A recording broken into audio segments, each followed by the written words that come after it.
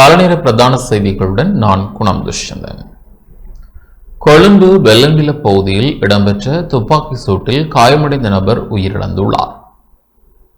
கொழும்பு வெள்ளம்பில பகுதியில் நேற்று இடம்பெற்ற துப்பாக்கி சூட்டில் காயமடைந்து கலபோவில வைத்தியசாலையில் அனுமதிக்கப்பட்டிருந்த 55 வயதுடைய நபர் சிகிச்சை பலனின்றி உயிரிழந்துள்ளதாக போலீசார் தெரிவித்தனர். முன்னதாக பெலன்வில பகுதியில் அடையாளம் தெரியாத நபர்களால் மேற்கொள்ளப்பட்ட துப்பாக்கி சூட்டில் 55 வயதுடைய ஒருவர் பலத்த காயமடைந்த நிலையில் கலபோவில வைத்தியசாலையில் அனுமதிக்கப்பட்டிருந்தார். எனினும் வைத்தியசாலையில் தீவிர சிகிச்சை பெற்று வந்த அவர் சிகிச்சை பலனின்றி உயிரிழந்ததாக போலீசார் உறுதிப்படுத்தினர்.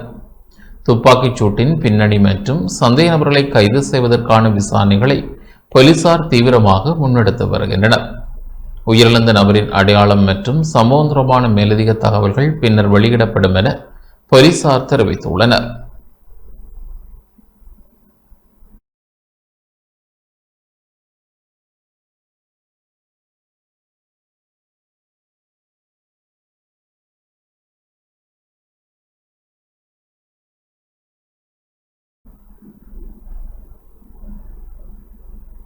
வவுனியா செட்டிக்குளத்தில் யானை தாக்கியதில் குடும்பஸ்தர் உயிரிழந்துள்ளார்.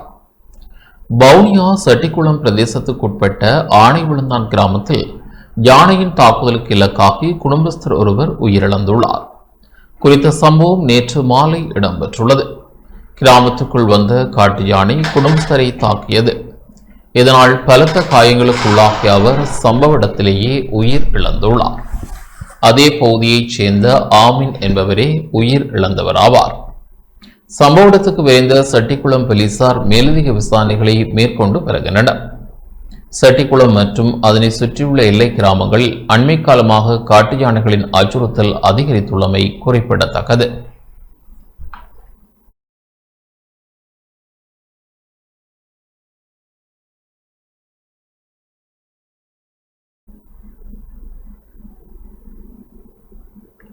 ஜனாதிபதி மாளிகைகளில் வெளிநபர்கள் யாரும் தங்கியிருக்கவில்லை என ஜனாதிபதி ஊடக பிரிவு தெரிவித்துள்ளது. ஜனாதிபதி மாளிகைகளில் வெளிநபர்கள் தங்கியிருப்பதாக ஊடகங்களில் வெளியான செய்தி தொடர்பில் ஜனாதிபதி ஊடக பிரிவு அறிக்கை ஒன்றை வெளியிட்டுள்ளது. ஜனாதிபதி மாளிகைகளில் வெளிநபர்கள் யாரும் தங்கியிருக்கவில்லை எனவும் அச்செய்தி முற்றிலும் தவறானது எனவும் அதில் தெரிவிக்கப்பட்டுள்ளது. 2025ஆம் ஆண்டில் நாடு முழுவதிலும் உள்ள ஜனாதிபதி மாளிகைகளில் 3089 வெளிநபர்கள் தங்கியிருந்ததாக வெளியான செய்தி குறித்தே ஜனாதிபதி ஊடக பிரிவு இவ்வாறு விளக்கம் அளித்துள்ளது.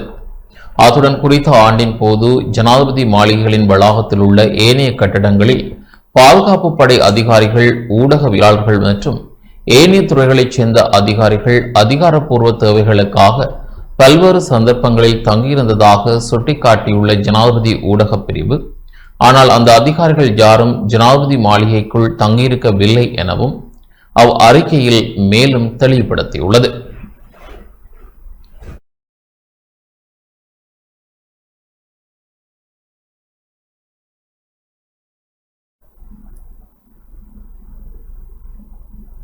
ஸ்ரீலங்கா கிரிக்கெட்டின் முன்னாள் தலைவர் உபாலி தர்மதாச காலமானார். ஸ்ரீலங்கா கிரிக்கெட்டின் முன்னாள் தலைவர் உபாலி தர்மதாச தனது 72வது வயதில் காலமானார். ஸ்ரீலங்கா கிரிக்கெட் நிர்வாகத்தில் முக்கிய பங்காற்றிய அவர் 1996 முதல் 98 வரைக்கும், பின்னர் 2011 முதல் 2012 வரைக்கும் இலங்கை கிரிக்கெட் தலைவராக பதவி வகித்தார். அவரது பதவிக்காலத்தில் இலங்கை கிரிக்கெட்டின் நிர்வாகம், உட்கட்டமைப்பு மேம்பாடு மற்றும் சர்வதேச உறவுகளை வலுப்படுத்துவதற்கான பல்வேறு முயற்சிகள் முன்னெடுக்கப்பட்டன. கிரிக்கெட் நிர்வாகியாக மட்டுமன்றி தொழில் அதிபராகவும் சமூக சேவையாளராகவும் உபாலி தர்மதாச அறியப்பட்டவர். இலங்கை விளையாட்டுத்துறையின் வளர்ச்சிக்காக அவர் ஆற்றிய பங்களிப்பு பலராலும் பாராட்டப்பட்டுள்ளது. அவரது மறைவுக்கு இலங்கை கிரிக்கெட் சமூகத்தினர், முன்னாள் மற்றும் தற்போதைய வீரர்கள், விளையாட்டு நிர்வாகத்தினர் உள்ளிட்ட பல்வேறு தரப்பினரும் ஆழ்ந்த இரங்கலை தெரிவித்துள்ளனர்.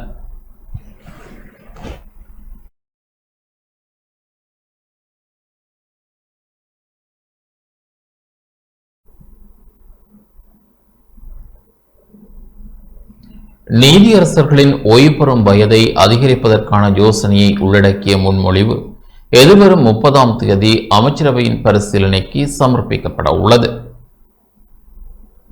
மேன்முறையீட்டு நீதிமன்றம் மற்றும் உச்சநீதிமன்ற நீதியரசர்களின் ஓய்வு பெறும் வயதை அதிகரிப்பதற்கான யோசனையை உள்ளடக்கிய முன்மொழிவு எதிர்வரும் 30ஆம் தேதி அமைச்சரவையின் பரிசீலனைக்கு சமர்ப்பிக்கப்பட உள்ளது. இந்த முன்மொழிவை தயாரிக்கும் பணிகள் இறுதிக்கட்டத்தை எட்டியுள்ளதாக நீதி அமைச்சு தெரிவித்துள்ளது. இதனிடையே கடந்த ஜூலை 21ஆம் தேதி நடைபெற்ற அமைச்சரவை முடிவுகளை அறிவிக்கும் ஊடக சந்திப்பில் நீதியரசர்களுடைய ஓய்வு பெறும் வயதை நீடிப்பது தொடர்பான முன்மொழிவு குறித்து நீதி அமைச்சரிடமிருந்து அறிக்கை கோரப்பட்டுள்ளதாக அமைச்சரவை பேச்சாளரும் அமைச்சருமான வைத்திய கலாநிதி நலிந்த ஜெயதிச தெரிவித்திருந்தார். அந்த அறிக்கையின் அடிப்படையில் குறித்த முன்மொழிவு எதிர்வரும் 30ஆம் தேதி அமைச்சரவையின் கவனத்திற்கு கொண்டுவரப்பட உள்ளது.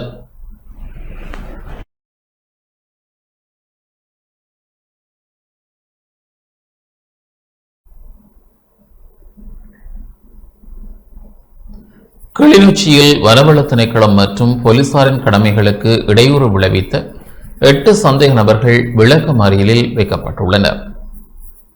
வனவள திணைக்களம் மற்றும் போலீஸ் விசேட அதிரடிப்படையினரின் கடமைகளுக்கு இடையூறு விளைவித்த 8 சந்தேக நபர்களையும் எதிர்வரும் 28ஆம் தேதி வரை விளக்கமறியல் வைக்குமாறு கிளிநொச்சி மாவட்ட நீதிமன்ற பதில் நீதவான் எஸ். சிவபால சுப்பிரமணியம் நேற்று உத்தரவிட்டார். கிளிநொச்சி அக்கராயன்குளம் போலீஸ் பிரிவுக்குட்பட்ட ஸ்கந்தபுரம் கண்ணகிபுரம் பகுதியில் கற்றாழை செய்கை மேற்கொள்ளும் ஊழியர்களுக்கும் கிராமிய இளைஞர்களுக்கும் இடையில் ஏற்பட்ட வாய் தர்க்கம் கைகலப்பாக மாறியது.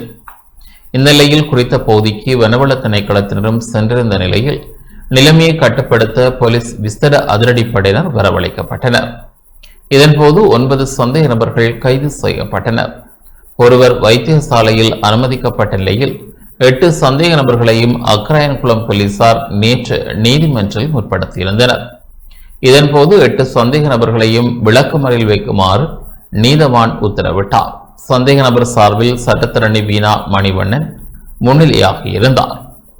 ஏற்கனவே இந்த ஆடை தொழிற்சாலை மற்றும் கற்றாழை விவசாய நிலங்களில் இவர்கள் விவசாய நடவடிக்கைகளை மேற்கொள்வதற்கு எதிராக வனலாகா திணைக்களத்தினர் ஒரு வழக்கினை தாக்கல் செய்திருந்து அதிலே இவர்களை அந்த இடங்களில் இருந்து வெளியேறுமாறு ஒரு கட்டளை பிறப்பிக்கப்பட்ட நிலையில் அந்த கட்டளைக்கு எதிராக ஏற்கனவே கிளிநொச்சி மேல் நீதிமன்றத்திலே ஒரு மேன்முறையீட்டு அல்லது மீளாய்வு விண்ணப்பம் ஒன்று தாக்கல் செய்யப்பட்டு அந்த வழக்கிலே ஏற்கனவே வனலாக அதிகாரிகளுக்கு ஒரு கட்டளை இடைக்கால தடை கட்டளை ஒன்று ஆக்கப்பட்டிருக்கிறது.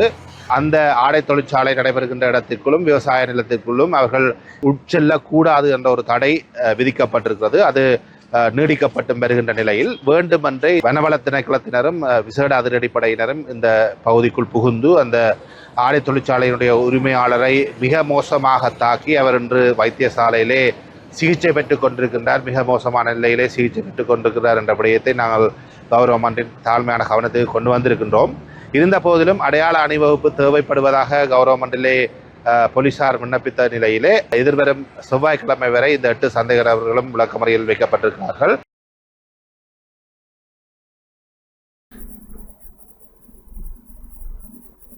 நாடாளுமன்ற உறுப்பினர் நாமல் ராஜபக்சவின் 2019ஆம் ஆண்டு திருமண நிகழ்வுக்காக பயன்படுத்தப்பட்ட மின்சார கட்டணம் செலுத்தப்படவில்லை என கூறப்படும் விவகாரம் தொடர்பான மனு மீதான விசாரணை ஒத்திவைக்கப்பட்டுள்ளது.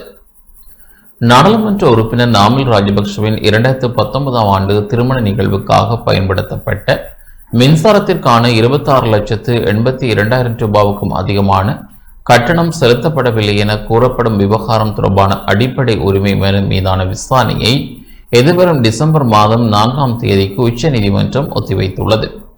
முன்னாள் ஜனாதிபதி மஹிந்த ராஜபக்சவின் வீரகெட்டிய இல்லத்தில் நடைபெற்ற நாமல் ராஜபக்சவின் திருமண நிகழ்வுக்காக வழங்கப்பட்ட மின்சாரத்திற்கான கட்டணத்தை அறவிட தவறியமை பொதுமக்களின் அடிப்படை உரிமைகளை மீறியுள்ளதாக தீர்ப்பளிக்குமாறு கோரி இந்த மனு தாக்கல் செய்யப்பட்டுள்ளது.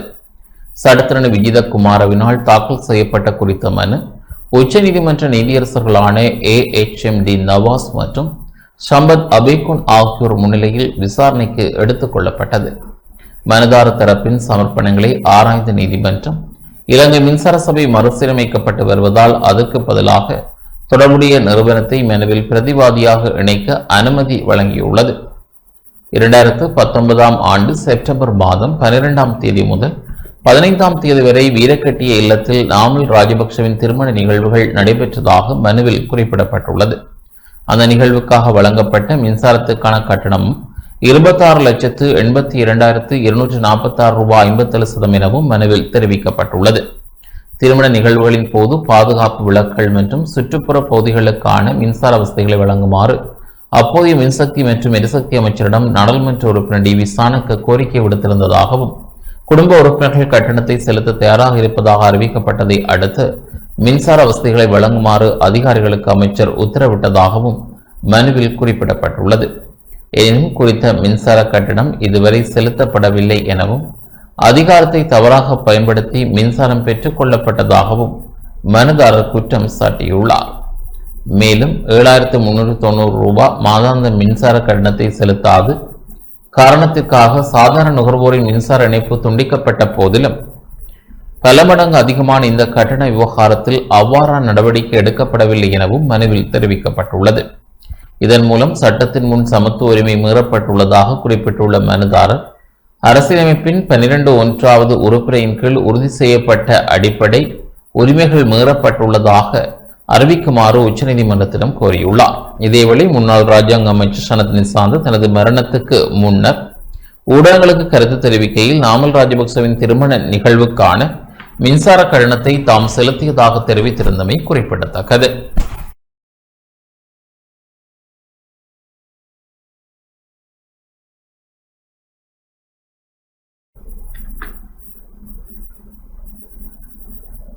ஜனாதிபதி சட்டத்தரணிகள் நியமனம் தொடர்பான விசேட வர்த்தமானி அறிவித்தல் வெளியிடப்பட்டுள்ளது. ஜனாதிபதி சட்டத்தரணிகள் நியமனம் தொடர்பான புதிய வழிகாட்டுதல்கள் அடங்கிய விசேட வர்த்தமானி அறிவித்தல் வெளியிடப்பட்டுள்ளது. ஜனாதிபதி செயலாளர் டாக்டர் நந்திக சனத்குமார் நாயக்கவினால் இந்த புதிய வர்த்தமானி அறிவித்தல் வெளியிடப்பட்டுள்ளது. புதிய வழிகாட்டுதல்களுக்கு அமைய உச்ச நீதிமன்றத்தில் சட்டத்தரணியாக குறைந்தது 20 ஆண்டுகள் பணியாற்றிய அனுபவம் இல்லாத எவரும் ஜனாதிபதி சட்டத்தரணியாக நியமிக்கப்படுவதற்கு தகுதி அற்றவர்களாக கருதப்படுவர் என அறிவிக்கப்பட்டுள்ளது. 2021 ஆண்டு நவம்பர் மாதம் 24ஆம் தேதி வெளியிடப்பட்ட வர்த்தமானி அறிவித்தலின் மூலம் அறிமுகப்படுத்தப்பட்ட சில விதிவிலக்கு ஏற்பாடுகள் புதிய திருத்தத்தின் மூலம் நீக்கப்பட்டுள்ளன. முன்னைய வழிகாட்டுதல்களுக்கு அமைய உச்ச நீதிமன்றத்தில் 20 ஆண்டுகள் சட்டத்தரணியாக பணியாற்றிய அனுபவம் அவசியமாக இருந்த போதிலும் ஏனைய அனைத்து தகுதிகளையும் பூர்த்தி செய்திருந்தால் விசேட சந்தர்ப்பங்களில் 15 ஆண்டுகள் அனுபவம் கொண்ட சட்டத்தரணிகளும் ஜனாதிபதி சட்டத்தரணிகளாக நியமிக்கப்படுவதற்கான வாய்ப்பு வழங்கப்பட்டிருந்தது. இந்நிலையில் புதிய ஜனாதிபதி சட்டத்தரணிகளை நியமிப்பதற்கான விண்ணப்பங்கள் கோரப்பட்டிருப்பதுடன் விண்ணப்பங்களை சமர்ப்பிப்பதற்கான கால அவகாசம் எதிர்வரும் ஆகஸ்ட் 31ஆம் தேதியுடன் நிறைவடைய உள்ளது.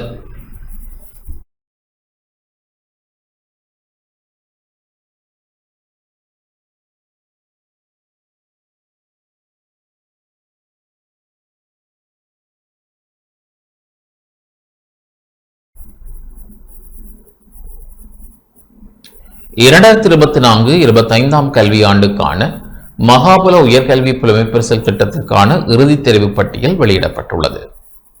2024-2025 கல்வியாண்டுக்கான மகாபல உயர்கல்வி புலமைப்பரிசில் திட்டத்துக்கான இறுதித் தெரிவு பட்டியல் வெளியிடப்பட்டுள்ளதாக லலித் அதுலத் முதலி மகாபல உயர்கல்வி புலமைப்பரிசில் அறக்கட்டளை தெரிவித்துள்ளது. இறுதியாக தெரிவு செய்யப்பட்ட மாணவர்களின் பட்டியல் உரிய பல்கலைக்கழகங்களுக்கு அனுப்பி வைக்கப்பட்டுள்ளதாகவும் அந்த அறக்கட்டளை குறிப்பிட்டுள்ளது. பட்டியலில் தங்களது பெயர்கள் இடம்பெற்றுள்ள மாணவர்கள் எதிர்வரும் ஆகஸ்ட் 17ஆம் தேதிக்கு முன்னர் மகாபல இணையதளத்திற்கு சென்று தமது தேசிய அடையாள அட்டை இலக்கத்தை பயன்படுத்தி இணையவழி பதிவை நிறைவு செய்யுமாறும் அறிவுறுத்தப்பட்டுள்ளது. இணையவழி பதிவு நடவடிக்கைகள் ஆகஸ்ட் 17ஆம் தேதியுடன் நிறைவடையும் எனவும் அறிவிக்கப்பட்டிருக்கின்றது. இதேவேளை மகாபல புலமைப்பரிசிலுக்கு தெரிவு செய்யப்படாத மாணவர்கள் தங்களது மேன்முறையீடுகளை உரிய பல்கலைக்கழகங்களின் ஊடாக பல்கலைக்கழக மானியங்கள் ஆணைக்குழுவிற்கு எதிர்வரும் அக்டோபர் 15ஆம் தேதிக்கு முன்னர் சமர்ப்பிக்க வேண்டும் எனவும் அறிவிக்கப்பட்டுள்ளது.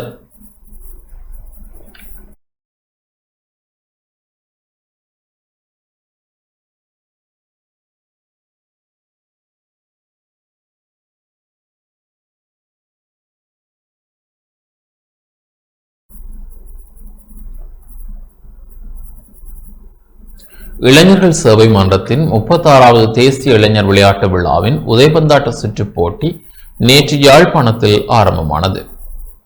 தேசிய இளைஞர்கள் சேவை மன்றத்தின் 36வது தேசிய இளைஞர் விளையாட்டு விழாவின் குழு போட்டிகளில் ஒன்றான ஆண் மற்றும் பெண் பிரிவுகளுக்கான உதைபந்தாட்ட சுற்றுப் போட்டி நேற்று யாழ்ப்பாணம் துரையப்பா விளையாட்டரங்கில் ஆரம்பமானது. இந்த போட்டிகளை வடக்கு மாகாண ஆளுநர் நாவண்ணா வேதநாயகன் உத்தியோகபூர்வமாக ஆரம்பித்து வைத்தார். நிகழ்வில் யாழ்ப்பாணம் மாநகர முதல்வர் மதிவதனி விவேகானந்த ராஜா, தேசிய இளைஞர்கள் சபை மன்றத்தின் நிர்வாக பணிப்பாளர் மனுலஷமல் பெரேரா, வடக்கு மாகாண பணிப்பாளர் காமினி, யாழ்ப்பாண பிரதேச செயலாளர் சிவகாமி உமாகாந்தன், தேசிய இளைஞர்கள் சேவை மன்றத்தின் உதவி பணிப்பாளர் வினோதினி ஸ்ரீமேனன், யாழ்ப்பாணம் மாவட்ட ஒருங்கிணைப்பு குழு தலைவரின் இணைப்பாளர் கபிலன், ஜெய்கா நிறுவனத்தின் இலங்கைக்கான பிரதிநிதி உள்ளிட்ட பலர் கலந்து கொண்டனர். விருந்தினர்களின் வரவேற்பு மற்றும் தேசிய கொடியேற்ற நிகழ்வுடன் போட்டிகள் ஆரம்பமானது.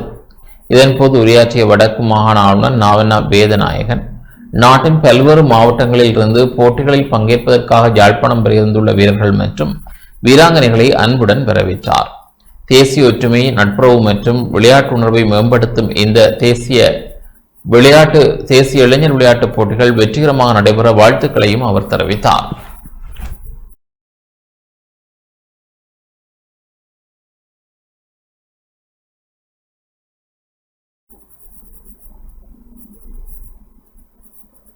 ஹைரா பிலிம் நிறுவனத்தினால் ஏற்பாடு செய்யப்பட்ட ஃபோஆர் ஃபெஸ்டிவல் 2026 எனும் துணைப்பொருளில் ஆளான புகைப்பட கண்காட்சி நுவரெலியாவில் ஆரம்பமானது. புகைப்பட கலைக்கான ஆர்வத்தையும் இளம் புகைப்பட கலைஞர்களின் திறமையையும் வெளிக்கொணரும் நோக்கில் ஹைரா பிலிம் நிறுவனத்தினால் ஏற்பாடு செய்யப்பட்ட ஃபோஆர் ஃபெஸ்டிவல் 2026 எனும் துணைப்பொருளால் ஆன புகைப்பட கண்காட்சி ஹெட்டன் டிகோயா நகரசபை மண்டபத்தில் நேற்று ஆரம்பித்து வைக்கப்பட்டது. ஹெட்டன் நகரசபை தலைவர் அசோக கருணாரட்ன, ஹொட்டகலை பிரதேச சபை தவிசாளர் ராஜமணி பிரசாந்த், நோரூர் பிரதேச சபை தவிசாளர் பிரான்சிஸ் ஹெலன் உட்பட பல உயர் அதிகாரிகளினால் இந்நிகழ்வு ஆரம்பித்து வைக்கப்பட்டது. இன்று வரை இடம்பெறவுள்ள இப்புகைப்பட கண்காட்சியில் குறித்த நிறுவனத்தினுடைய மாணவர்களால் எடுக்கப்பட்ட 4R அளவிலான நூற்றுக்கணக்கான புகைப்படங்கள் காட்சிப்படுத்தப்பட்டுள்ளன. இயற்கை, மனித உணர்வுகள், சமூக வாழ்வியல், கலாச்சாரம், அன்றாட வாழ்க்கையினுடைய பல்வேறு முகங்களுடைய படைப்பாற்றல்களை வெளிப்படுத்துவதாக இப்புகைப்படங்கள் காட்சிப்படுத்தப்பட்டுள்ளன. புகைப்படக்கலை மீது ஆர்வம் உள்ளவர்கள், மாணவர்கள், கலை ஆர்வலர்கள், பொதுமக்கள் ஆகியோர் இலவசமாக இடம்பெறும் இக்கண்காட்சிக்கு வருகை தந்து பார்வையிட முடியும் எனவும் ஏற்பாட்டாளர்களால் அழைப்பு விடுக்கப்பட்டுள்ளது.